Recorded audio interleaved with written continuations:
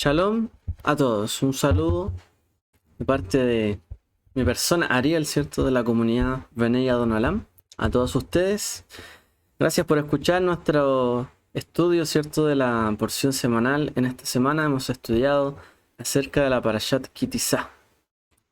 Kitizá, cuando alzas o cuando tomes. Una porción, ¿cierto? De la Torá, del libro del Shemot. Ya prácticamente de las últimas porciones del libro de Shemot, nos trae un episodio trágico. Vamos, cierto, ascendiendo en el libro del Shemot y en un momento tenemos una caída, una recaída bien bruta, ¿no? Con el Het Aegel, el llamado el pecado del becerro. Bueno, en esta porción, cierto, el pueblo es llamado a contribuir. Contribuir para el santuario, dando cierto mahatzita shekel, el medio ciclo para el santuario. Hacer una contribución para mantener el servicio, cierto, al Eterno. El servicio en el santuario. Servicio espiritual y físico, que no decirlo. También, cierto, se construye la gran vasija, cierto, donde había agua, cierto, en el santuario. El kior, el aceite de la unción, el incienso. Y también aparecen nuevamente, ¿cierto?, los artesanos favoritos de la Torá, por así decirlo, Betzalel y Oholiab, quienes estuvieron a cargo, ¿cierto?, de la construcción del Mishkan, y fueron realmente, ¿cierto?, virtuosos en todo esto. Y también el pueblo se le recuerda en esta parashá guardar, mantener, preservar el Shabbat. Ahora, dentro de todo este episodio, ¿cierto?, Moshe se aleja, por así decirlo, un momento. Está esperando, bueno, nos recuerda hasta para allá, ¿cierto? El momento donde esperaron a Moshe. Se demoró en descender. Y ellos rompieron, ¿cierto?, la armonía con el Eterno, haciendo un becerro de oro. Rompiéndose así las tablas, ¿cierto? Las lojota banim, las tablas de piedra, con los mandamientos, ¿cierto?, que allí venían escritas. Y bueno, ahí tenemos a Moshe también intercediendo por el pueblo. Si no los perdonas, bórrame de tu libro, le dice, ¿cierto?, Moshe al Eterno. Bórrame de ahí. El Eterno perdona, pero esto produce, ¿cierto?, una consecuencia gigante, ¿cierto?, para el pueblo que no entraría en la tierra prometida. Ahora, nuevamente se prepara, ¿cierto?, un nuevo juego de tablas, de piedras, para que pueda subir al monte. Y oímos también las palabras donde el Eterno se describe a sí mismo a través de los llamados 13 atributos, ¿cierto? Adonai, Adonai, Dios compasivo, benevolente, etc. Grande misericordia, que hace misericordia a millares, ¿cierto? Que perdona la maldad, pero que no tendrá por inocente al culpable, etc. Entonces, en sí esta parashá, esta porción, ¿cierto?, de la Torá, nos trae a nosotros varias cosas, ¿cierto? Pero nos damos cuenta a través de la imagen de los artesanos, Betzalel y Aholiab, que para servir al Eterno, ¿cierto?, y conocerle a Él, hay que enfocarnos, ¿cierto?, en saber quién es Él y dedicarnos también en quiénes somos nosotros para Él. Nosotros tenemos que dedicar nuestro trabajo, nuestra labor, lo que hacemos para Él, consagrarla para Él. Algo tenemos que darle, algo de nuestro talento, nuestra habilidad, debe servir para bendecir el nombre del Eterno. Y vemos también, ¿cierto?, en esta porción cómo el pueblo quiso pretender conocer a Dios, al Eterno, a través de el becerro. Quizás quisieron ellos entender quién era su Dios, hacerle una forma, una figura, pero en realidad el Eterno siempre ha dicho que nadie le puede dar una forma, una figura, incluso una casa. como si Él pudiese caber dentro de una casa. El punto es que luego se da a conocer a Moshe.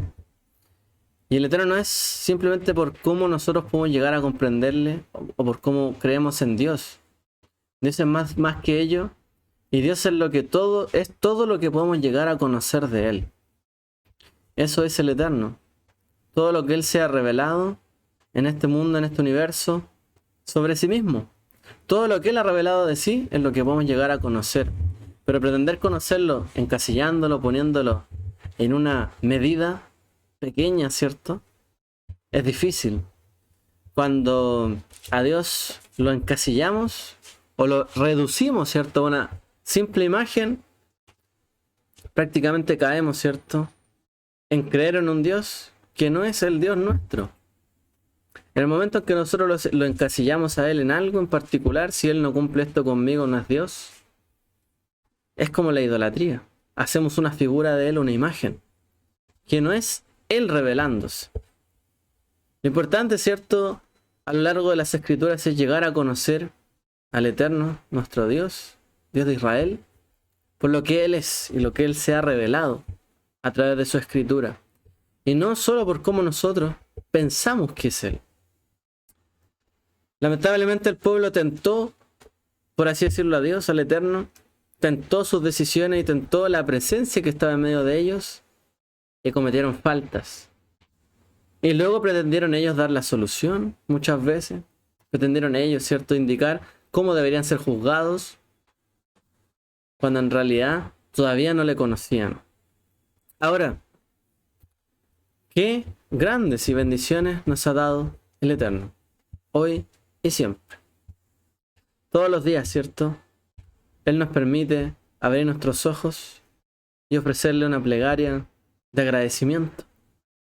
Te agradezco ante ti, porque me has dado la oportunidad de vivir, pasar una vida plena, abrir mis ojos, haber pasado esta noche.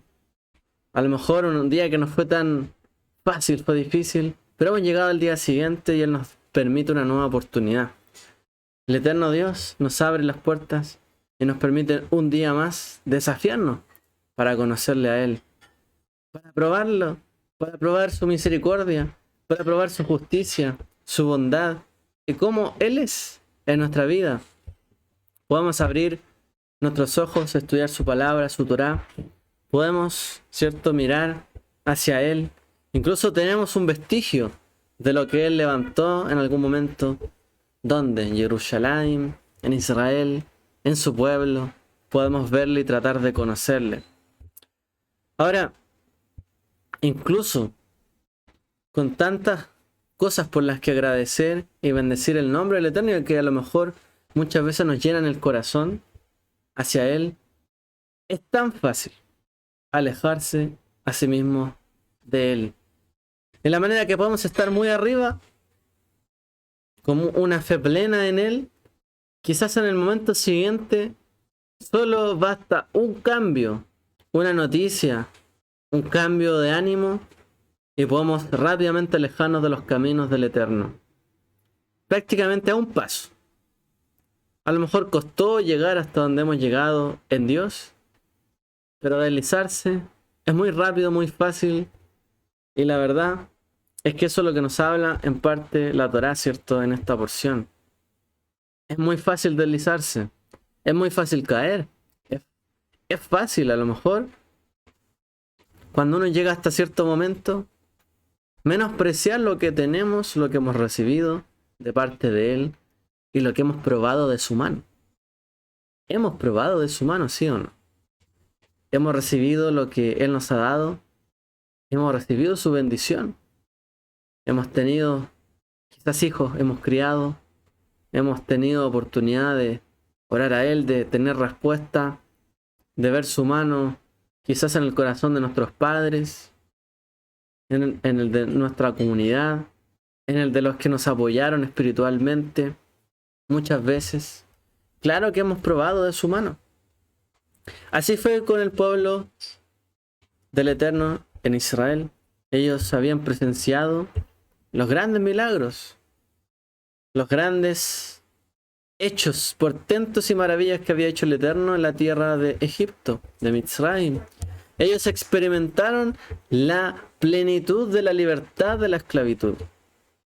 El regocijo exultante de aquellos que cruzaron el mar y cantaron y estallaron en cántico, con una alegría rebosante. Aquellos que vieron esperanza cumplida.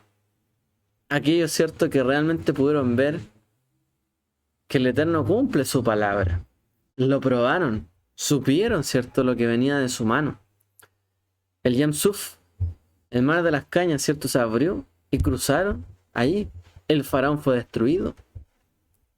Y la Torá,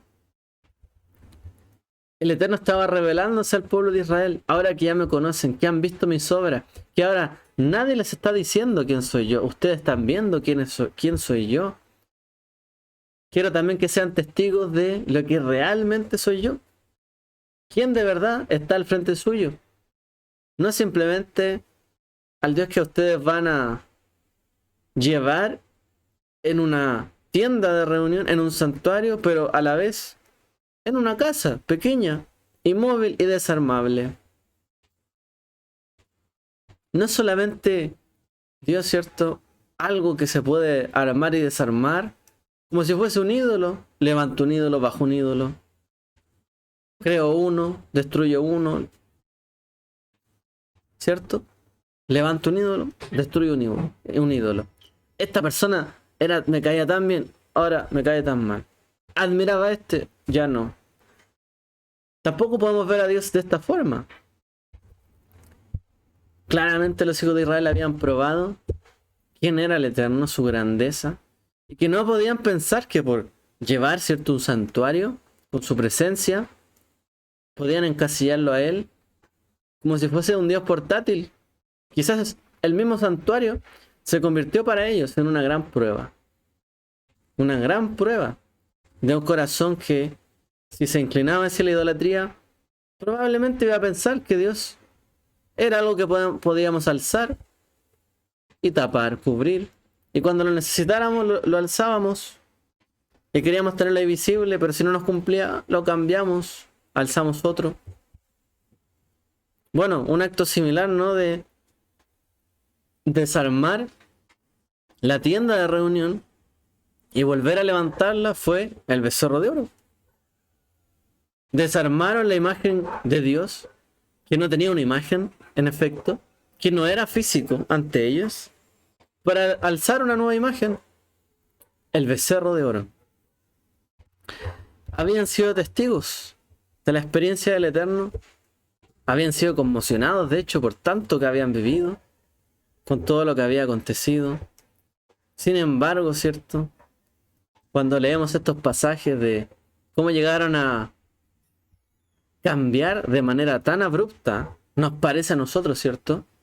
Al Eterno. Wow, o sea, no podemos creer lo que estamos leyendo. ¿Cómo es posible? ¿Cómo es posible? Difícil de creer. Pero ojo, tal vez podría ser el santuario, como les dije, una prueba para el corazón del pueblo. No es que a Dios lo podamos levantar, ocultar. En un momento estamos en su presencia y en otro no. Cuando marchamos, no está con nosotros porque no está la tienda, y cuando la colocamos ahí está Él. De hecho, el Eterno hizo algo significativo. Le mostró que estaba siempre con ellos. No solo en la tienda, en la nube, en la columna de fuego, de día y de noche. Los acompañó para que vieran que Él estaba siempre, ¿no? En todo tiempo. Inmutable. Entonces, llevar esa imagen de que el Dios que no cambia, que es grande, poderoso, pero que lo podemos alzar y poner en un lugar, es el Dios que nos desafía también a nosotros, porque nosotros tenemos que alzarlo a Él y levantarlo en un altar también en nuestro corazón. Y es cierto que a veces hay momentos donde hay que avanzar, marchar. A veces la presencia del Eterno no la vemos visible, no está siempre su voz, y hay que avanzar. Pero también hay que tener un momento donde descansemos y alcemos nuevamente el santuario, Y recordemos por qué estamos acá, quién es el que nos llamó, ¿cierto? Algo parecido al santuario. Pero cosa diferente es colocar una imagen que no es la que corresponde. Ahora bien, el pueblo vio que Moshe se tomó su tiempo para bajar de la montaña, por lo que el pueblo se reunió con Aarón y le dijo: levántate, haznos dioses que vayan delante de nosotros, ya que ese hombre Moshe, que nos hizo subir de la tierra de Egipto, no sabemos qué le pasó. Aarón entonces les dijo: quitaos los aretes de oro que están en las orejas de vuestras mujeres y de vuestros hijos y de vuestras hijas, y entonces traédmelos. Y todo el pueblo se quitó los aretes de oro que tenían en sus orejas y se los trajeron a Aarón. Entonces él los tomó en sus manos, los formó con herramientas y los convirtió en la figura del becerro. Entonces dijeron: estos son tus dioses, Israel, que te sacaron de la tierra de Egipto. Entonces Aarón fue testigo de esto, y luego edificó un altar frente a ellos, y Aarón gritó diciendo: mañana es un día santo para Adonai. Bueno, todo lo que hemos mencionado, ¿cierto? Destruido por un momento donde realmente se desvió el corazón del pueblo y demandó un Dios, demandó algo visible, demandó algo que ellos querían. Ahí está el problema. Para los que creemos en Él, todas las cosas no son para bien, pero nosotros no demandamos a Dios. ¿O podemos demandarle al Dios creador de todas las cosas algo? Podemos pedirle, pero demandarle, nosotros mandar a Dios a hacer algo. Cuando nosotros pretendemos no aceptar nuestra vida, nuestro entorno y lo que estamos viviendo, podemos demandarle a Dios: esto no me debería pasar a mí. O aceptar lo que Él está enviando, ¿cierto?, a nuestra vida. ¿Puedo yo demandar dioses? Dios, hazte presente ahora. Eso hizo el pueblo.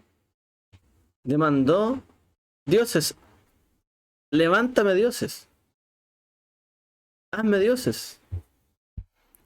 El Eterno no es, cierto, algo que podamos encasillar, que lo llamemos y ¡pum!, tiene que venir y ya como obligación. No es así. El pueblo entendió mal esto. Y la verdad es que Aarón, por ejemplo, se vio lamentablemente edificando algo de idolatría para saciar el corazón del pueblo, pero totalmente equivocado. Quizás tratando de evitar un motín más grande donde el pueblo se desbandara, confiando en que, bueno, ya vendremos ya a resolver esto. Sin más allá de justificar o no a Aarón, ¿cierto?, cómo llegó a hacer esto, él escuchó al pueblo decir: estos son tus dioses, Israel, que te sacaron de la tierra de Egipto. ¿Cómo podría él haber escuchado esa palabra, siendo que él también escuchó la voz del Eterno? Vio todos los milagros. Imagínense cómo reaccionó él por dentro cuando el pueblo le dijo: cuando el pueblo dijo: estos son tus dioses, el becerro, que te sacaron de la tierra de Egipto. ¡Wow! O sea, él sabe que no es así. Él estuvo ahí. Él lo oyó. Él habló en nombre de. Él sabe que eso no fue así. Y aún así tuvo que alzar, por así decirlo, una mentira. Es una catástrofe. Es irreparable lo que estaba haciendo el pueblo y en su relación con el Eterno. Es una traición. Incluso para alguien más purista, es repugnante, ¿cierto? Es totalmente rechazable la actitud del pueblo de Israel. Incluso para nosotros, más de 3000 años después, ¿cierto?, de estos hechos, es algo inexplicable. Pero más aún notable es que, pese a que la voluntad del pueblo fue levantarse este becerro y hacerse sus dioses, la voluntad del Eterno, dándose a conocer al pueblo, fue más grande todavía. Porque Él es perdonador, misericordioso. esta situación podría haber tenido como resultado algo muy desastroso, ¿cierto? De hecho, el Eterno le dijo a Moshe: tu pueblo se ha corrompido. Y Adonai le dijo a Moshe: he visto a este pueblo y mira, es dura de servicio.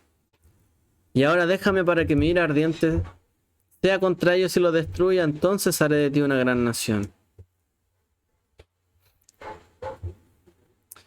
No escuchamos, ¿cierto?, que el Eterno intente justificar al pueblo, sino que sencillamente,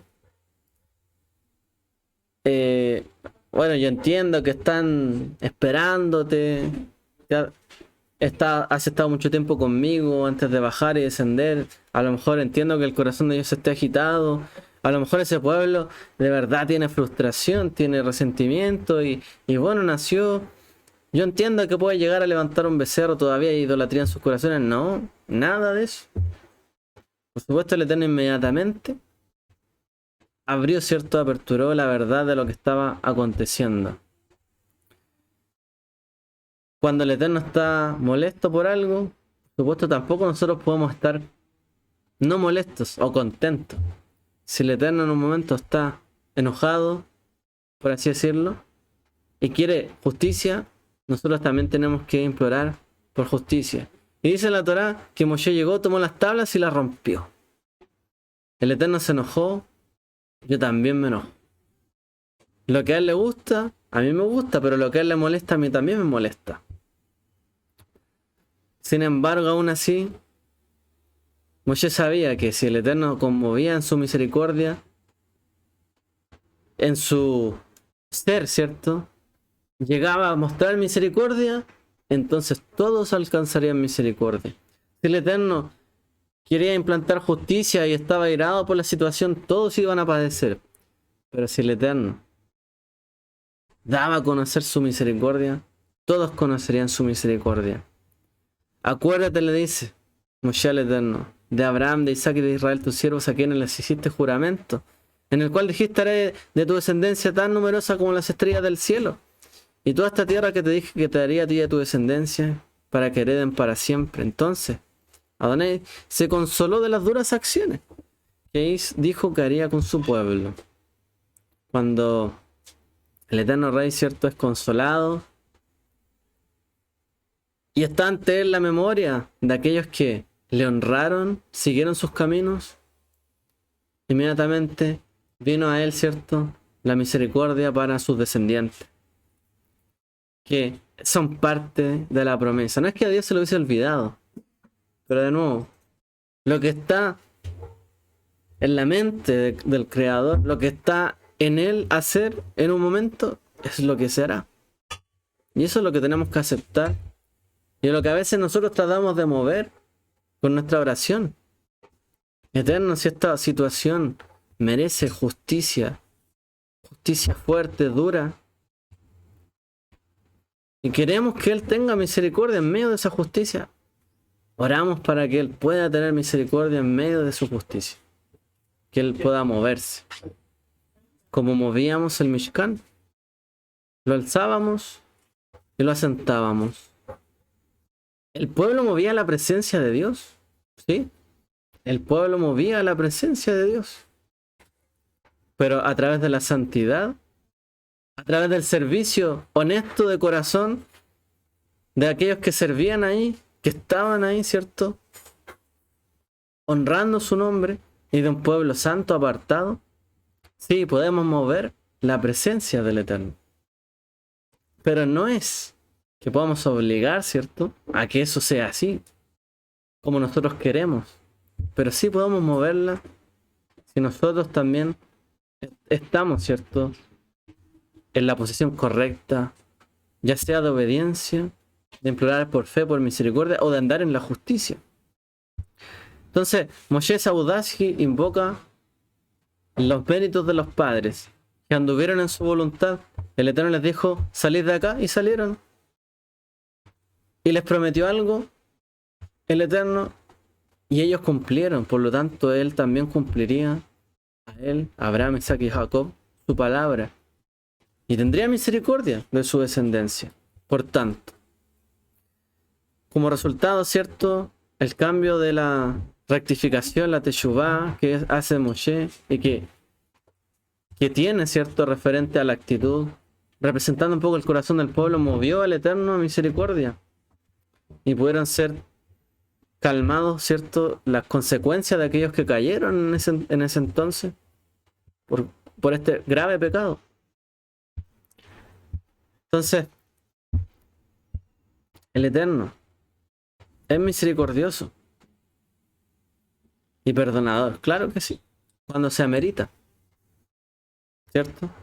No puedo ser misericordioso y perdonador en todo tiempo. Hay cosas que ameritan justicia, rectificación.